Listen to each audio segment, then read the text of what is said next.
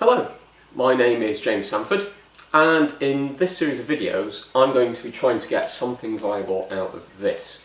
This is a packet of Boots homebrew beer yeast from around about the 80s or 90s.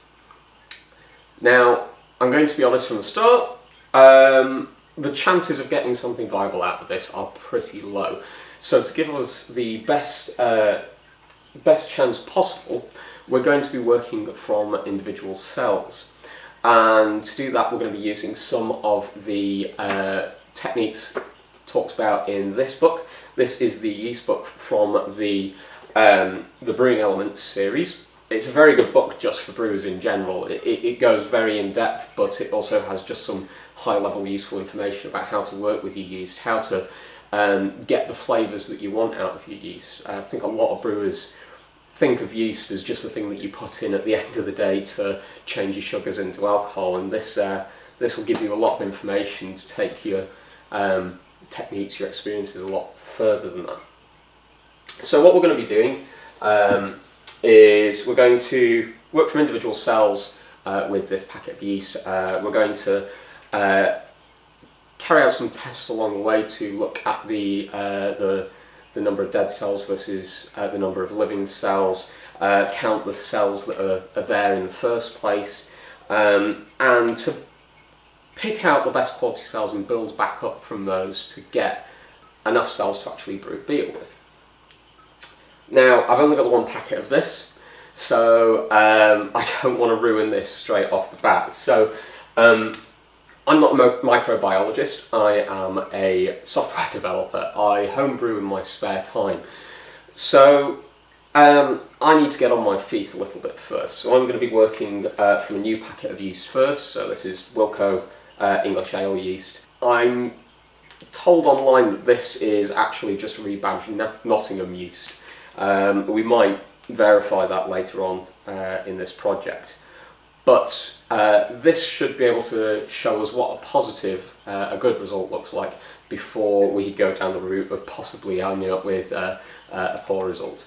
And it will allow me to get a feel for all the techniques and equipment that I'm going to be using through this project.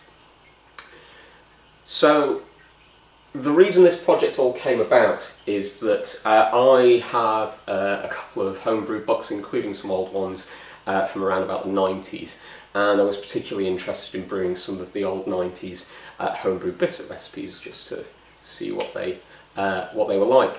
And a friend of mine who is a commercial brewer that specialises in brewing history, I was speaking to him about it, and he said, come with me, and took me through to his cold store and flipped through the shelves and picked out this sachet of yeast.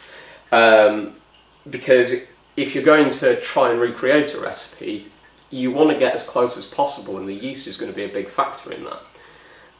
Now, I'm not saying that this is going to be a great yeast. By all accounts, it has terrible problems with autolysis. You have to get the beer off of the yeast as soon as fermentation is finished, and that's potentially one of the reasons that a lot of the old techniques of skimming the krausen off as much as you can and wiping the krausen ring off of the inside of the fermenter and things like that came about. And we might test later on how this yeast behaves when you rack off early, when you skim the krausen and stuff like that, and just see what people 20, 30, 40 years ago were working with, really. So what's the plan? We're going to start by rehydrating that yeast. We're going to leave it to settle for a bit. That should hopefully allow some of the dead cells to drop out and leave just the living cells in suspension.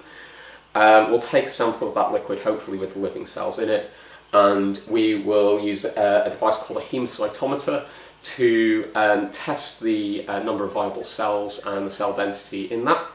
We'll also plate that sample. So we'll take a petri dish and we'll try and grow the yeast cells on the petri dish.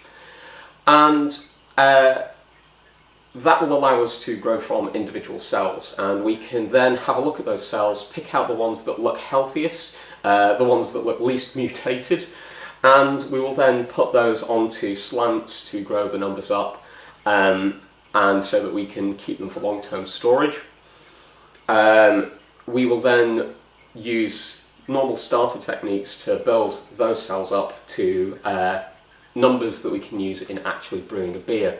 And we'll also take a sample of those cells, and we will perform giant colony tests where you grow very, very large numbers of cells on a plate, and that gives you a fingerprint for that strain of yeast.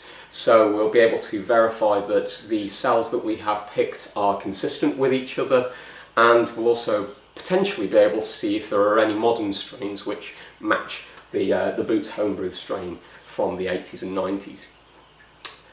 And then, of course, once we've got those starters built up, we can actually brew with it, and we'll perform a few different tests to see what the yeast is like, what it tastes like, how it behaves, maybe some other stuff as well. And I'm going to share some of this with my friends if I'm successful as well, including Steve that gave me the yeast in the first place. He said that if I can do anything with this, that he wants some back. So I'll definitely try and do that. So thank you very much for watching. This was just a quick overview of the project before we get going. As I said before, I'm not a microbiologist, so if you're watching this and you know anything about the sorts of techniques that I'm going to be using here, or have any experience with propagating yeast in a home lab, then please feel free to comment down below. Feel free to post any questions if you've got any questions down below. And yeah, subscribe to see how this all turns out in the end. The next vid that will be coming up soon is going to be looking at the autoclave that I bought, which I'll be using to sterilise all the equipment and the media that we'll be using for actually growing this yeast. So thank you very much for watching, and we'll see you again soon.